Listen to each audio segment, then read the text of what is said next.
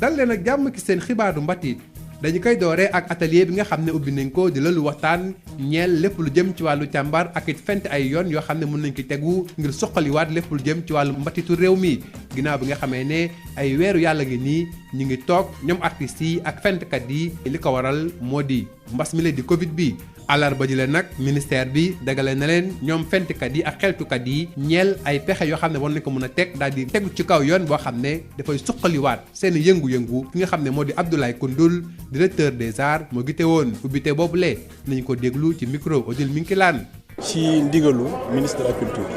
ginnaaw bi nga xam ne président fàttali na ko conseil des ministres bi passé le 16 septembre ne ko bëgg na mu présenter ko vraiment un plan de relance spécial pour la culture ku nekk xam na jafe-jafe yi nga xam ni secteur bi jànkonte na ko li fi jaar muy mbas mi mu nekk secteur boo xam ne bokk na ci ñi gën a loru ci mbas mi ñu daje fi tey invité acteurs yi ñoom ñëpp toutes les filières moo xam ñëpp ñuy yëngatu ci secteur bi léeg-léeg ñu ñëw waxtaan ak ñoom ñu wax ñu nan la ñu gisee relance bi bis bu ñu dajalee loolu nag ba pare ñu liggéey ci pour mun a am loo xam ne dana mën a suqali secteur bi lu toll si juróom-ñetti atelier yoo xam ne ñoom ñoo fay nekk ñun nag dañuy faciliter di leen dimbale di fexe ba la ñu bëgg la ñuy wax ñu wax ko ñun ñuy xool ni ñu koy jaaralee ci anam yi nga xam ne noonu la war a jaaree si booy bind projet wala yu demee noonu mujjantal gi mooy ñoom ñëpp sous secteur yi juróom-ñett yooyu ku nekk wax noo gisee mbir mi ñu dajale ko móol ko tëgg ko ci benn téere boo xam ne bi dafay wane si yan anam dañuy mën a relancer secteur culture loolu la ñuy xam. Un aspect de la poésie wolofal mouride, l'éducation morale et spirituelle de l'aspirant al mouride dans la production de Serigne Mbaye Diakhaté lu nu mel mooy turu téere bi nga xam ne kii di Mamadou Lo bind na ko di ki dellu si ci lépp lu jëm ci wàllu gëstu xeetu taalifin bile ñu dippee wolofal nga xam ne dafa dajale làmmiñu wolof ak it baxru mbindin ak taalifin ci wàllu làmmiñu arab loolu lee la ki nga xam ne mooy bindkat bile di Mamadou Lo di tekki ak it di andi ay leeral ci biir téereem bile niki noonu mu ciy jukki lu toll ci juróom fukk ak juróom-ñeent ci ay taalif yoo xam ne ñu ngi ko toxalee ci Serigne Mbaye Diakhaté di wane li nga xam ne moo jëm ci wàllu taaral ak ladab bi nga xam ne làmmiñu wolof wundu na ko te ëmb na ko bu ñu ko jëfandikoo ci wolofal yi le ñu leen di dëgtal pàcc bu njëkk bi ci waxtaan wi le Mamadou Lo maa ngi lay nuyu yow bindkat nga nekk inspecteur de l'éducation tey ji la nga andi téere bi le di gëstu jëm ci wàllu wolofal ñu bëggoon xam sax lan mooy wolofal ci boppam. wolofal daal mooy fu ñetti mbir yi dajee làkk wolof liifantu bu arab ak feemi bind yow yi nga xam ne arab yi moom la ñuy jëfandikoo ak nag yëg-yëg bi nga xam ne werekaan bi da koy yëg buy bind boo boolee ñett yooyu rek da ngay daal di am wolofal. boo xoolee sax baatu wolofal ci boppam da nga ci gis wolof nga xam ne moom mooy askan wi ak làkk wi ak al boobu day mel ni mooy loo xam ne lii la woon nga soppi ko muy leneen boo nee leeral lu leerul woon lañ leeral. al boobu foo ko yokk rek ñaare day wane ni da ngaa jóge ci barab bi jëm ci barab bee wolofal nag kon day mel ni lu jóge woon ci fenn la jëm ci wolof moo tax sëñ Moussa Ka di wax li tax way wi wolof te waroon di yaaram damaa nar gaa yi jàngul xam boromam loolu boo ko seetee rek moo lay wan ni la ko wolof arab la waroon doon waaye bëgg wolof yi jàngulu arab xam li ñuy wax moo tax ñu def ko ci wolofal kon mën ngaa tënk ni wolofal daal mooy way woo xam ne wala mbind yoo xam ne ci wolof lañ ko bind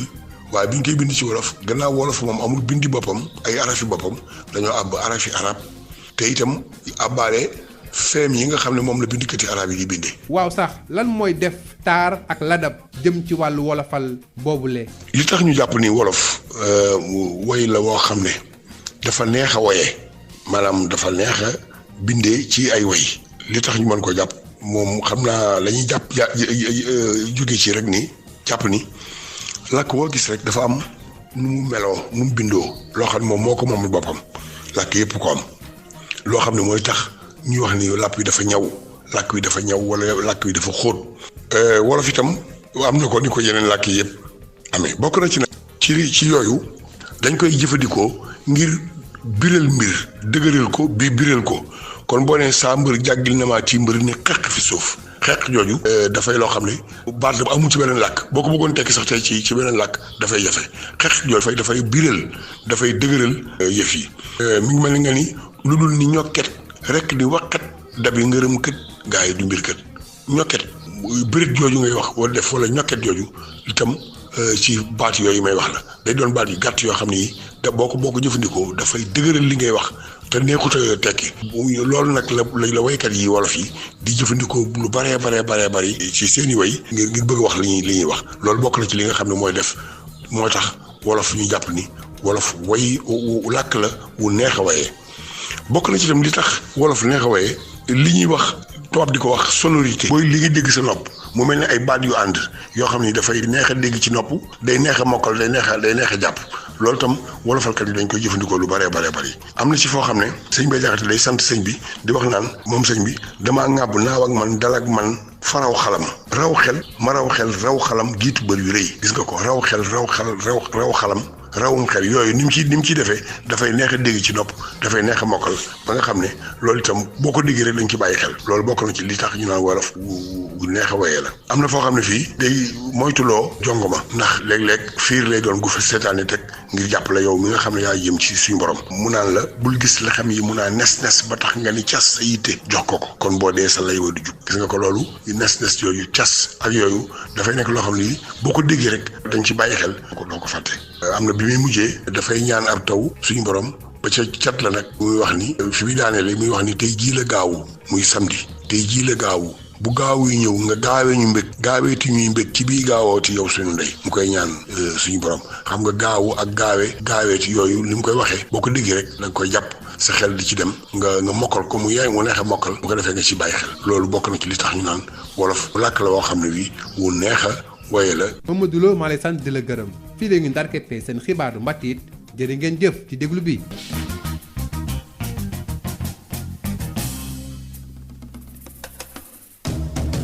Bonjour et bienvenue dans votre journal de la culture. Ouverture de l'atelier d'élaboration de la stratégie de relance du secteur de la culture, la cérémonie a eu lieu ce mercredi 30 septembre au Grand Théâtre Doudou Ndiaye Rose. Le ministère de la Culture et de la Communication, en partenariat avec les associations et organisations professionnelles de la culture, entend ainsi réfléchir sur les modalités et les voies et moyens de relancer l'activité culturelle après la longue période de pause observée à cause de la Covid-19. Voici Abdoulaye Koundoul, directeur des arts, au micro d'Odile Minkilan. Cette rencontre a été initiée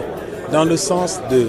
d'élaborer une stratégie de relance du secteur de la culture. Mais ceci est une instruction du président de la République qu'il a rappelé le 16 septembre passé à l'occasion du Conseil des ministres en enjoignant le ministre de la Culture de lui présenter dans les meilleurs délais un plan de relance spécial de la culture. Donc aujourd'hui, on se retrouve au Grand Théâtre avec toutes les filières du secteur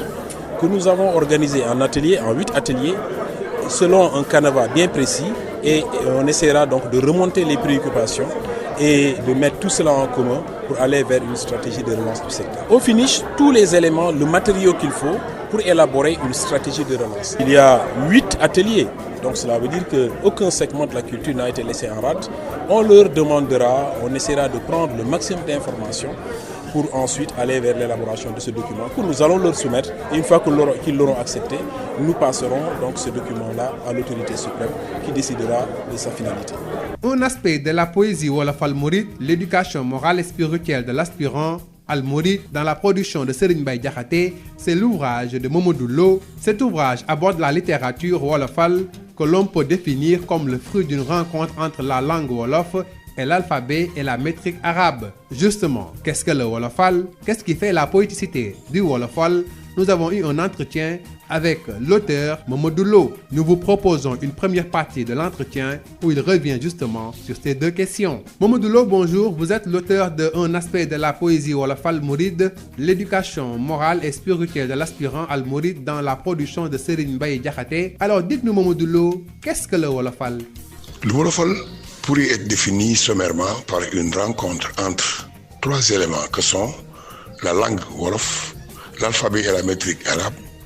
et une inspiration poétique. Si l'on se réfère à la morphologie du mot wolofal, on voit qu'il y a wolof, c'est-à-dire l'ethnie ou la langue wolof, plus al, c'est un suffixe qui peut se traduire par rendre. Les textes religieux islamiques sont rédigés en arabe, à commencer par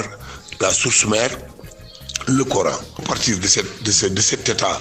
de langue arabe, vers un autre état, c'est-à-dire le Wolof. Donc Wolofal, c'est rendre Wolof ce qui était en arabe en quelque sorte. Serigne Moussa Ka l'a dit dans un de ses poèmes, li tax woy wi Wolof te waroon di yaaram dama nar gaay jàngul xam boromam. C'est-à-dire, il explique ici que ce qui explique le fait que le poème est en Wolof, c'est qu'il a l'intention de faire connaître la religion à ceux qui n'ont pas étudié justement l'arabe. Donc Wolofal, c'est-à-dire rendre Wolof ce qui à l'origine devait être en arabe. C'est donc c'est une poésie en Wolof. Justement, qu'est-ce qui fait la poéticité de cette forme de poésie wolofale? Chaque langue a ses spécificités. Chaque langue a sa finesse, sa richesse. C'est sur ce plan, le Wolof n'envie aucune langue. Le Wolof est très doté dans ce domaine. Si l'on prend l'exemple des intensificateurs, ce qu'on appelle les intensificateurs, ce sont des éléments de vocabulaire, des éléments de langue qui servent à accentuer une idée. Dans un vers, Serigne Mbaye Diakhaté dit « Sa mbër jàggil na maati mbër ne kak fi suuf ». Kak, ce terme kak est un intensificateur. Vous voyez comment le mot insiste sur la violence de la chute. Sa mbër jàggil na maati mbër ne kak fi suuf. Dans un autre, il dit Serigne bi yow ki fi daa dàquk tawat mu ni mes dàqal ñu mar wi te may ñu léegi waame yu rëy. Serigne bi yow ki fi daa dàquk tawat mu ni mes. Mes est un intensificateur. Mes, c'est un petit mot qui signifie une disparition complète. Comment le Djab aussi est un intensificateur. Club aussi est un intensificateur. Comment le Djab c'est yef. Ici, on insiste sur l'intensité de l'action de donner. Il y a l'intensité de l'abandon. Donc l'intensificateur est une expression, un mot lapidaire, intraduisible, qui fait la spécificité de la langue Wolof et qui est très utilisée par les poètes. La poéticité du Wolof aussi, c'est constitué par les sonorités, des sonorités. Les poètes Wolof exploitent beaucoup cette spécificité de la langue Wolof. D'autres exemples pour les sonorités. Dans un poème où Serigne Mbaye Diakhaté exprime sa reconnaissance envers Serigne Touba, il dit dama ngàmb naaw ak man dal ak man faraw xalam raw xel ma raw xel raw xalam jiitu bër yu rëy. Vous voyez ici comment le poète joue sur les sonorités. Ailleurs il dit bul gis lexam ya mun naa nes ba tax nga ni cas sa yitte jox ko kon boo dee sa lay wa du jub. Il attire l'attention de l'aspirant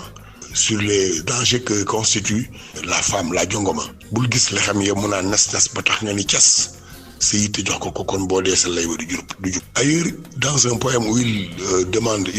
prie Dieu pour que la pluie tombe, à la fin du poème, il dit tey jii la gaawu bu gaawu ñëw nga gaawee ñu mbég gaaweeti ñuy mbég ci bii gaawooti yow suñu ndey. Oui, donc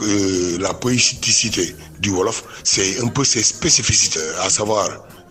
les intensificateurs qui sont très nombreux dans la langue, et aussi la sonorité, les sonorités qui existent dans les mots et que les poètes utilisent admirablement. Voilà pourquoi la langue Wolof se prête admirablement à la prosodie arabe qui est très poétique. Mamadou Lo, je vous remercie. C'est la fin de votre journal de la culture. Merci de l'avoir suivi.